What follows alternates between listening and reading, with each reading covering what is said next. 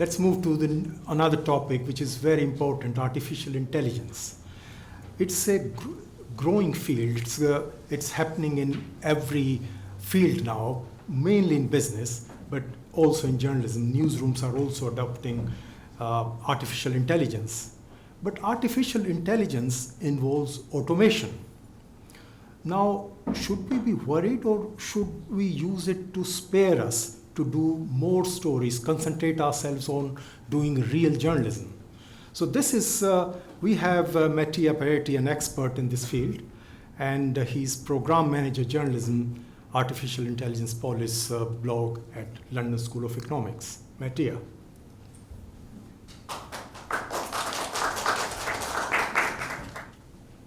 So, hi, everybody. Thanks, Naresh and the organization for this invitation. I will try to remember not to be in front of the screen, which is a mistake I make, so please tell me to move away. So as I've been introduced, my name is Mattia, and I work at the London School of Economics and Political Science. I work with Professor Charlie Beckett on this project called Journalism AI, which we started 1 year ago with the funding of the Google News Initiative, as you see there. The project started in 2019, and it was meant to be only for 2019, but we found out a lot, which I'm going to tell you a little bit more, that convinced us to keep going also for this year. The question we had at the beginning, this is how we launched the project 1 year ago, was really the curiosity to find out what can artificial intelligence be for news, how it is going to be used in the future, how it's going to change our profession, if at all, and what should we be paying attention to. In other words, we framed our research question, if you want, as what can, should, and shouldn't AI be for journalism. Now, why these three elements? The can, I think I just mentioned it, so really how it can help us. Should, because what should we pay attention to not being left behind by another wave of technological innovation, but also shouldn't, because you might have heard coverage about the topic of AI and machine learning. There are issues there with ethics, with bias, and much more that we should pay attention to, and the journalists should be aware of as they think about starting to use the technology.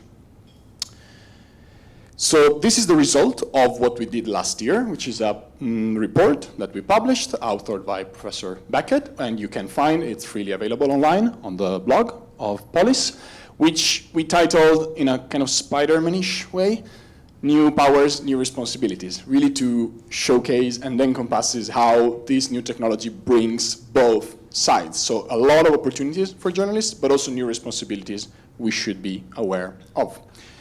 Now, before moving forward with telling you a little bit of what are the key findings of the report, I think there is an elephant in the room we probably need to talk about. What do we mean? So what are we talking about here? Artificial intelligence is misunderstood in many ways. The topic has not been covered very well by us journalists, especially at the beginning. It's getting better. And this means that as we're having this conversation, it's hard kind of to know exactly what we're talking about.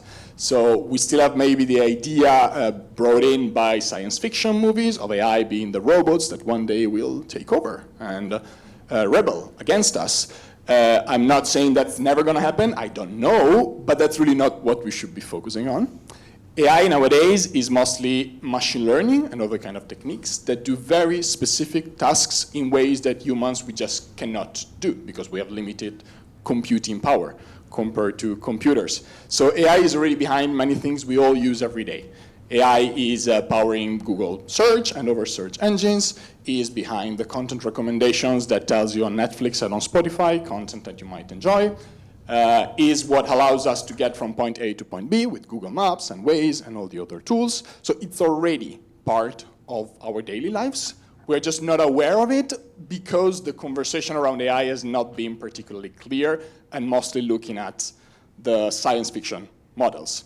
So as we started the project, we thought it was really important, first of all, even for ourselves, because I'm glad Naresh introduced me as an expert, but I'm not. I'm a project manager. I didn't know much about AI until 1.5 years ago, until I started. Now, I hope I know a bit more, although not yet an expert. So we decided that it was very important for us to find out a definition, at least to know within the team what we were talking about. And we ended up sitting on this one. That comes from a report of the Reuters Institute as well, so thanks to Nick and his team.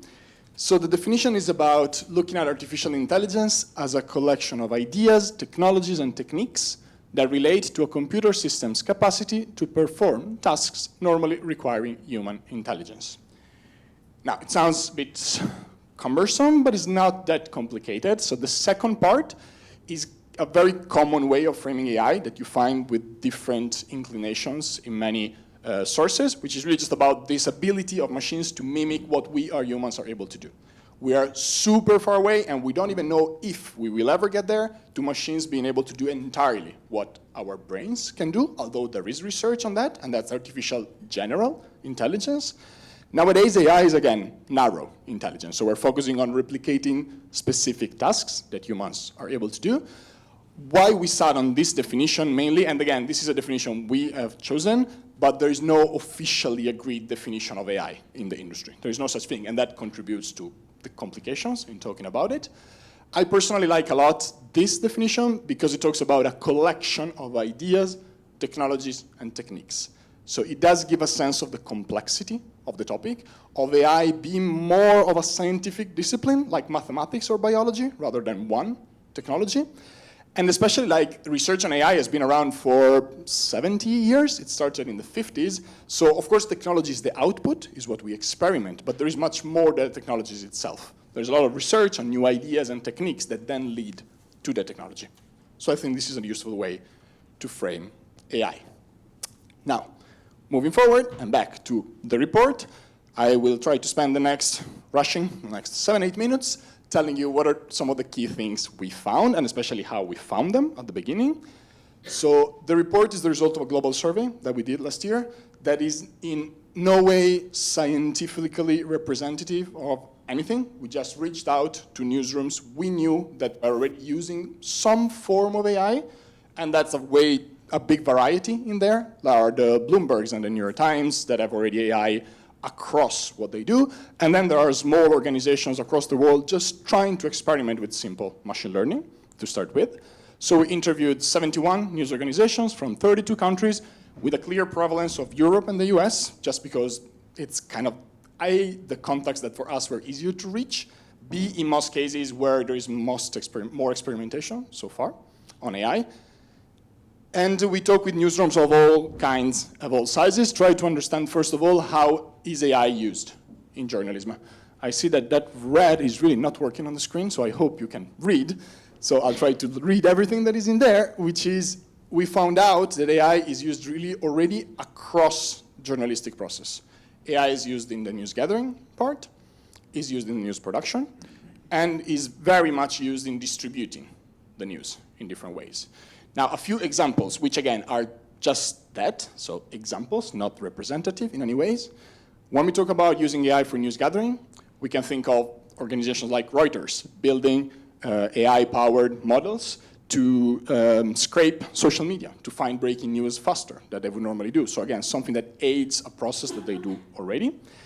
Or it's very much used, machine learning specifically, for investigations. Just the ability that machines have to read through huge amounts of data. Think about when a big data leak gets received by an organization like the IJA. Machine learning is used there to analyze that data and allow the reporters to get insights that would take forever to get by just reading through humanly, or that they would just miss because there is too much information. News production is maybe the part that we mostly focus on as we start thinking about AI, so the idea of automating the art of writing an article, which is already happening.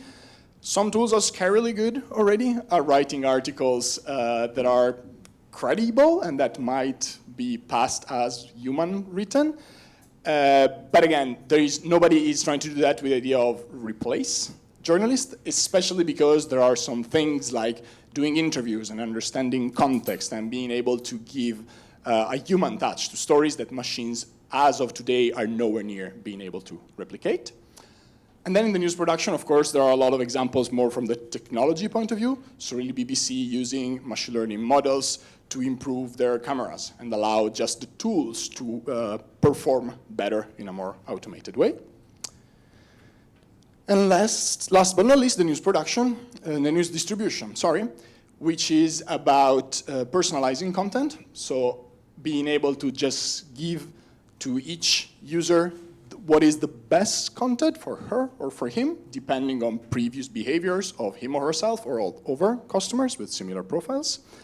And it's also like machine learning helping a lot publishers building flexible paywalls. So it's not just if you want to access my content, you pay this amount, whoever you are, but depending on what your interests are, the paywall will be flexible and change in a way that will maximize the probability of you actually subscribing to our content. Now, another key question for us was the why question. So we asked newsrooms, why did you start using AI? What was the motivation that brought you there? And I think in this answer, there is kind of one of the key finding, probably, of our report, which is that money is important. So of course, improving business efficiency is something that 20% of our respondents mention, but it's not at the top. There are two key things. One is that it's newsroom facing and one is public facing. So the key motivation for adopting AI is to make journalist work more efficient. 2 out of 3 of our respondents mentioned that as one of the key elements of why adopting AI. And the second one, which touches upon what we were discussing in the conversation before with Nick as well, is to deliver more relevant content to users. So again, in this overload of information, how can we make sure that each one of us gets the news that is most relevant and important for us? Another interesting finding is that we are at the very beginning of this stage. So although the newsrooms we were serving were those that are already using AI, just a bit more than a third of them have a strategy to use AI. Others are still just in the experimentation phase, just started to see what this can be, what this can do for them. Again, this information were collected in spring last year, so by now, hopefully, these numbers have improved, but probably not that much yet. And then, of course, we asked from these people, these newsrooms that have already experimented with this, what are the challenges? This slide, probably it's not that readable, but we're talking about lack of resources and willingness to invest money in this new technology are, of course, one of the key challenges there. Lack of skills and ability to hire in talent. This is a huge problem for newsrooms because, I mean, oversimplifying the conversation for a data scientist is much more interesting and much more well paid to go to work for the Googles and the Facebooks than for a news outlet. There is skepticism towards technology and, of course, fear of losing jobs, again, driven by this idea that we are automating the news to replace the journalist with machines, which is quite far from reality, but it's something we need to address and inform people about in the proper way. And then there are cultural issues and gaps between departments. There is a lack of knowledge and understanding in general about the topic. And then just as we just seen, a lack of strategy and direction to really understand why we're doing things and in what directions we want to go with it. As we said from the title, that's our report was about the new powers and the new responsibilities. And with responsibility, we mean considering what are the editorial and ethical implications of using these technologies in journalism. First, like savings or investments. So again, are we doing this just to save money because we think we can replace the journalist? Or there is a strategy behind why we're thinking about this? There are risks around misinformation, of course. You have all heard about deepfakes. Those are AI-powered as well, and that is also an issue we gotta consider. There is this discrepancy between the idea of framing this as a battle between artificial versus human intelligence, which we should responsibly reframe as we can use this technology to improve and augment what we do rather than to replace it. There is a huge problem related to algorithmic bias. Probably we should have a completely separate seminar about that, so I'm not going particularly in depth, but machines learn from the data we feed them. So if the data is biased, because we as humans are all biased in a certain way, not because we have malevolent goals, but just because we all are, is a human element, the replication of that bias from an algorithmic point of view can have serious damage for society. There's a big issue about transparency. So how can we properly explain our audiences that there is artificial intelligence helping us do what we do? What is important to tell them, what they need to know, and how we should frame that conversation? And then obviously the role of the tech companies. Like, although this report was published by Google, we were very clear that artificial intelligence adds a layer of complexity in the conversation of how newsrooms work with the technology companies. So how can we leverage the technologies that they have and that we should use, because it's most times the best technology available out there, without becoming dependent from those technology companies themselves. I'm wrapping up, so I'm not going to read through this all because I'm running out of time, but we also thought about drafting 7 recommendations for newsrooms about how to start thinking about AI, especially for people working on the strategy level. And this is also something that you can find online as a set of slides of 7 things to consider before adopting AI in your news organization. I'm sure I can send all the links to Naresh as well, so they can be shared. So just to close up the conversation, thoughts on the way forward. We have seen that AI will bring the need for structural changes to how organizations work and culture. So yes, again, technology is going to change the way we work, and we need to make sure that we deal with this in the best possible way. There's a huge need for education and training. Again, there's little understanding about what these technologies can do and shouldn't do for us. So newsrooms are asking us to help them get the right content that they can serve their journalists to be better informed about this. And then we have seen a huge potential for collaboration. Like, barriers are falling down in most newsrooms, and the idea of collaborating among newsrooms to do things together, especially when it comes to such complex technologies like this one, is more and more accepted and cherished. So that's what we are hoping to help build in the future. So again, the report tells you much more of that. I think I'll be taking a few questions later, and out of time, so I'm done. Thank you, Mattia. That was really, really educational and informative to all of us. We'll have plenty of time to ask questions to Mattia and others, but we need to take a 10 minutes break. So please have some tea and coffee and some pastries. Thank you, and we'll gather in 10 minutes.